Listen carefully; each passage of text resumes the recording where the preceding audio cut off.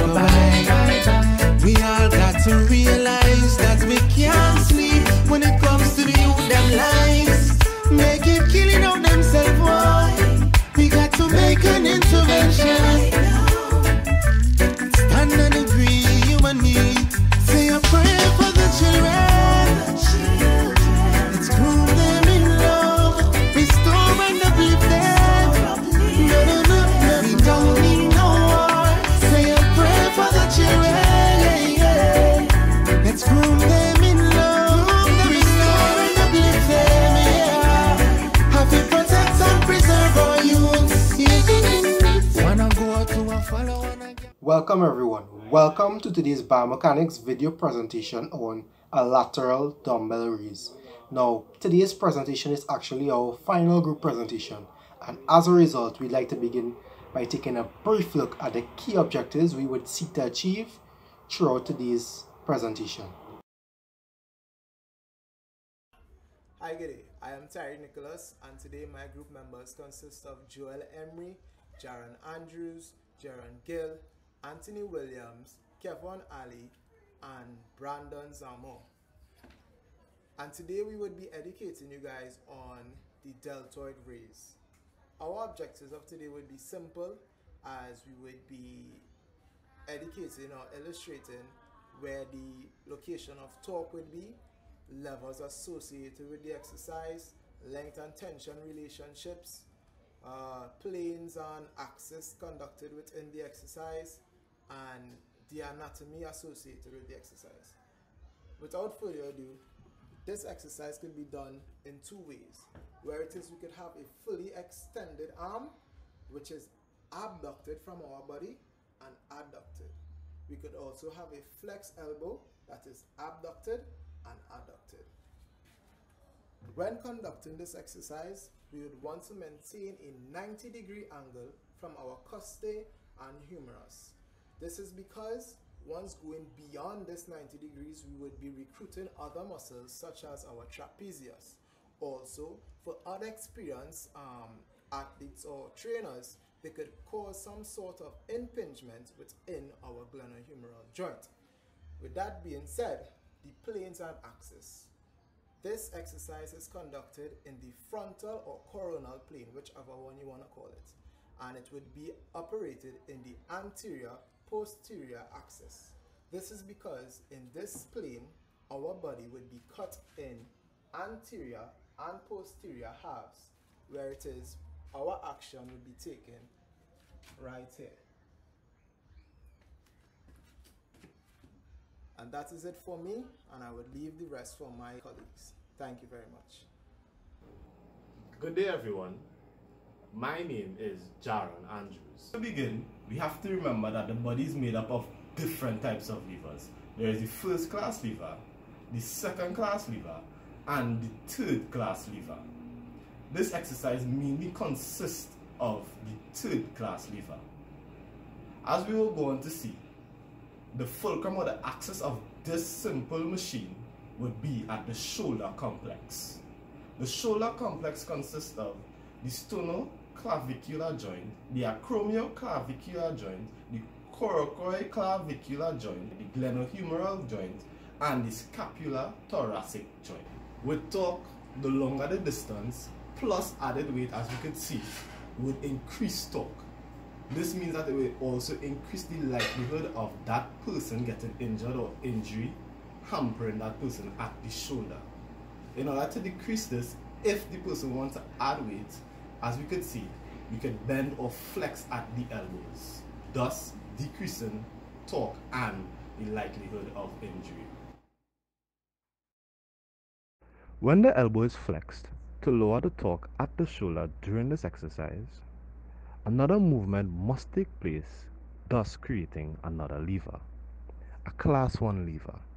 The elbow becomes the fulcrum or the axis, the hand remains the load, and the bicep brachii becomes the effort.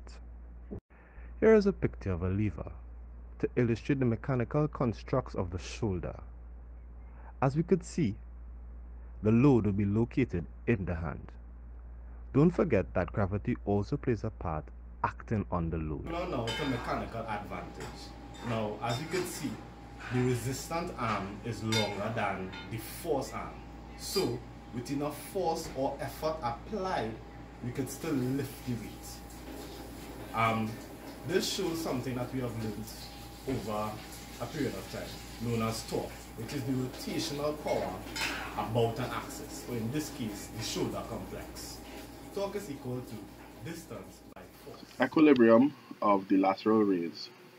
We need to know about the center of gravity, the line of action, and the base of support. In the video, as we see, he performs the lateral raise with a narrow base of support, with a neutral base of support, sorry. As the line of action remains very constant, as both arms are shifting up and down simultaneously, as opposed to off time with one rising faster than the other, which would affect the line of action of the activity taking place between the lateral raise. While performing the lateral raise at the moment of shoulder abduction, the body weight, the center of gravity actually shifts upward, as the weight of the human arms account for 11% of the human body. This movement in the center of gravity is all in an attempt for the body to maintain equilibrium. If he were performing this activity as a taller person with longer limbs, bicep flexion prior to the activity beginning would also affect his equilibrium by first shifting his center of gravity forward ever so slightly, and then while the shoulders abduct, they would then shift center of gravity upward, as if doing a long-armed lateral raise. If he were performing this activity with a heavier weight, he would have to adjust for the weight and ensure that one, his center of gravity is lower, and he would do this through bending to flexion at the knee and the hip. So essentially a half squat with a wider base of support to allow himself to be able to better stabilize while holding the weight. And that is what we need to know about the lateral raise, equilibrium while performing the lateral raise. Thank you. So now we are going to be talking about the length-tension relationship as it relates to the deltoid lateral raise. So the length-tension relationship is observing that the muscle fibers will produce different amounts of force throughout a movement pattern. So the deltoid raise will have different static lengths and have different tensions throughout it, and whether it be the concentric or the eccentric muscular contraction. So the force that is produced in the deltoid during this muscular contraction is actually going to be due to the active and the passive tension within the muscle, and the summation of the active and the passive will give you the total tension. Right? The passive tension is the recoil tension of the force of the muscle when the muscle is fully relaxed, and at this state it is in its equilibrium length. However, the active tension is tension during a stimulated muscular contraction, and it is caused by the creation of cross bridges between the actin and the myosin within the sarcomere or the muscle fiber. Right? So the length tension relationship shows that the deltoid muscle would have an ideal joint angle where the tension production will be at its greatest. The maximum tension is usually located at the midpoint of any normal movement when the weight's line of action is at 90 degrees to the lever itself. Right? So in the deltoid muscle, the fibers would produce low tension at short lengths due to the lack of space in the sarcomere and the Z-discs being so close for contraction to take place, because it is a lot of overlapping of the actin and the myosin. Right? But at extended longer lengths, however, less overlap will occur, and it will allow for contraction space, but it will be limited to the amount of cross bridges that can actually take place between the actin and the myosin as well, producing a lower force. The maximum tension in the plateau of the length tension graph itself will only be reached at the midpoint of the deltoid raise to allow for all the cross bridges to be made between the actin and the myosin to produce the maximum tension possible. Good day, sir. Today, I hope you're in good health. Today, we will be focusing on the lateral deltoid raise with involvement of the deltoid muscle. So I have to do the force velocity part of the presentation, and I broke it up into two different phases, the up phase and the down phase. And the up phase will feature concentric contraction, while the down phase will feature eccentric contraction.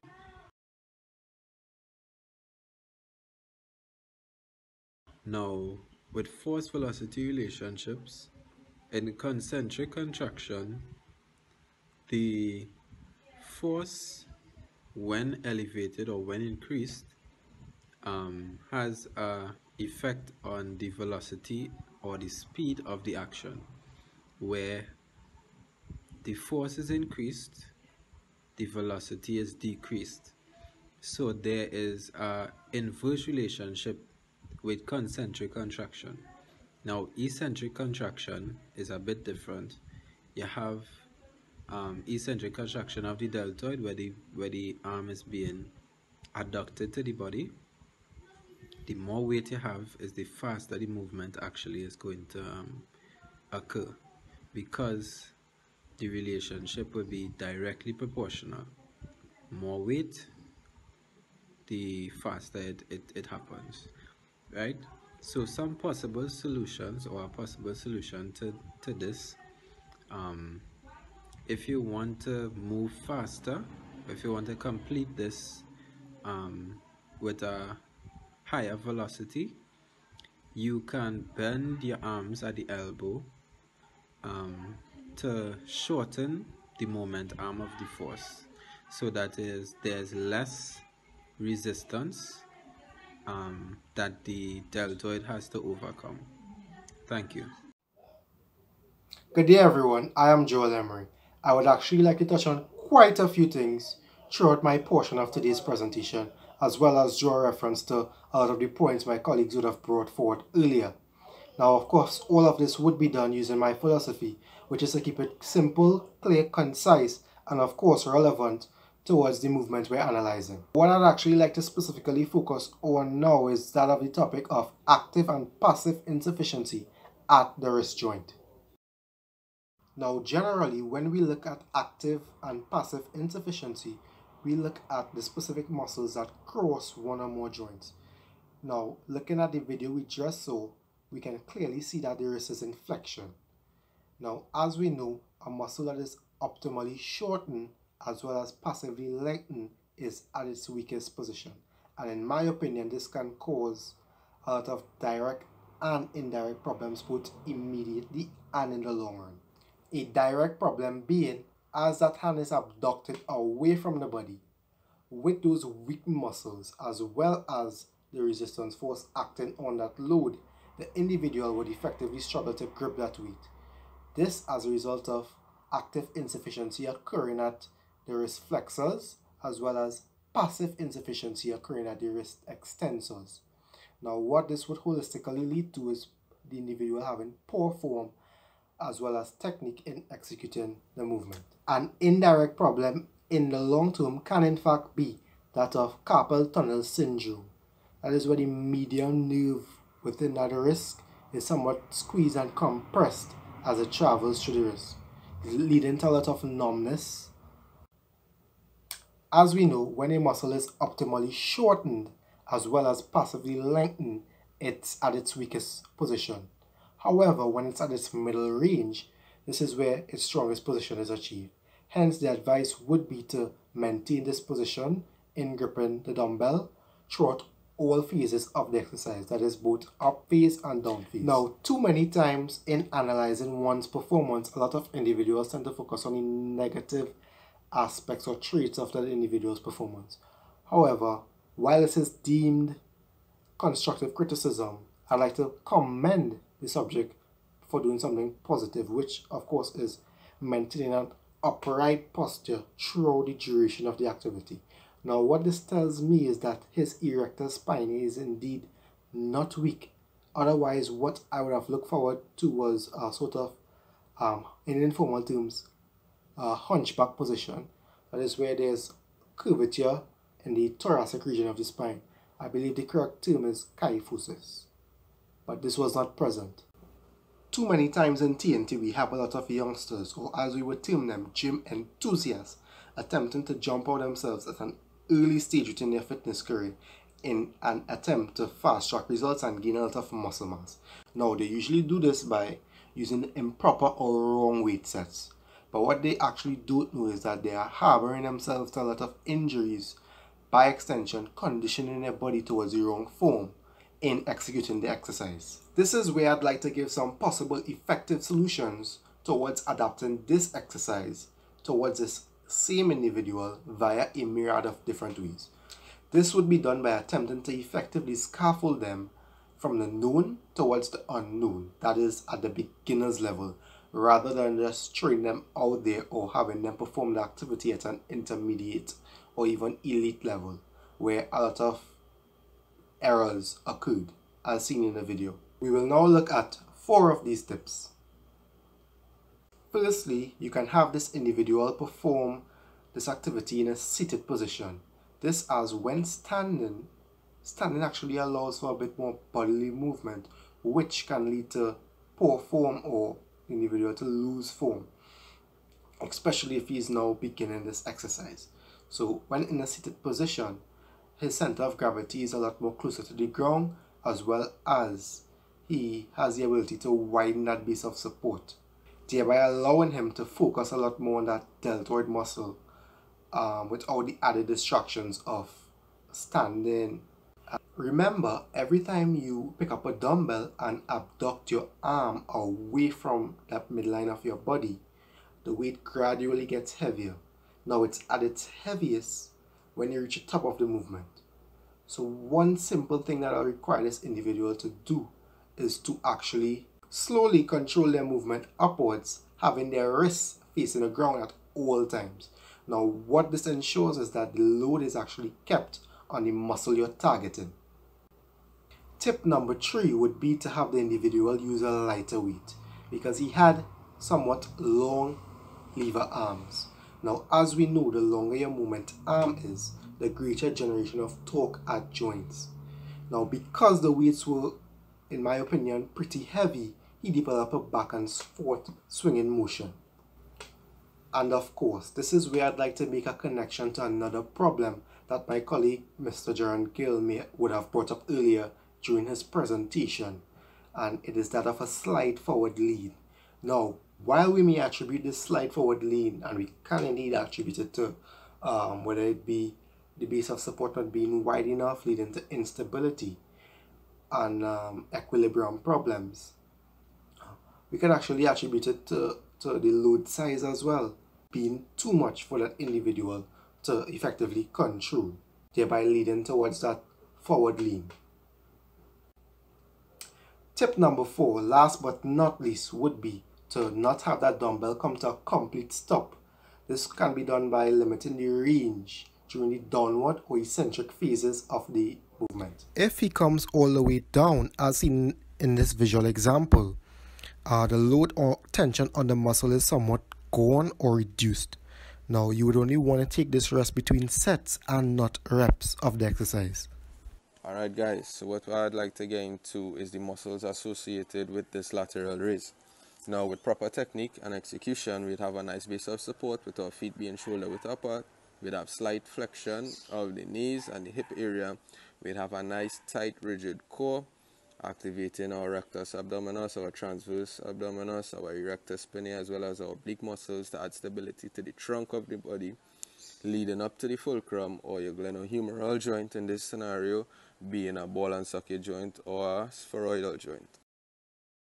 Now, with this being said, with the lighter weight, within the analysis of this video, we see that there's a slight pronation of the wrist as before the arm goes into flexion, which reduces the torque on the shoulder joint as well as the tension on the tendons of the shoulder joint. Now, with the added weight, however, we see that there is a slight relaxed wrist, which prevents the proper clenching of the fist to grip the resistance in order to create this movement, as well as there is no flexion of the arm with the heavier weight to reduce the torque at the shoulder joint or reduce the tension on the tendons. Now, another thing that I've noticed was that there was insufficient tension of the core muscles, which would have created a slight sway of the body. Now, as this sway occurs, whether anteriorly or posteriorly, what it does, it targets different fiber muscles respectively. So as the body shifts, or the arm, I should say, shifts to that frontal aspect, we target more of the anterior deltoid, and as it shifts backward, we target more of the posterior deltoid respectively. And as the arm lifts and goes above that armpit region or crosses that that 90-degree region, what we do is target more of the trapezius muscle or the upper trap muscle as opposed to the deltoid muscle. Now, as the arm moves in this motion, what we have are supporting muscle groups around the deltoid muscle that assist with the movement. So we have our pectoralis major, pectoralis minor. We have our serratus anterior, which is a teeth-shaped like muscle under the arm area. We have the muscles of the scapula, being our sits muscles, our supraspinatus, infraspinatus, teres minor, as well as our subscapularis. They all work in association to support the deltoids with this movement when performing the lateral raise. Now, with this additional tension of the tendons of the spheroidal joint, what happens is that your Golgi tendon organ would activate with this additional tension, causing an autogenic inhibition, which would limit the movement of the muscle that it is in. So, in other words, as tension develops, or too much tension, I should say, develops, what happens is that the muscle would no longer be able to contract, and this is a protective state of the muscle that is activated by the Golgi tendon organ.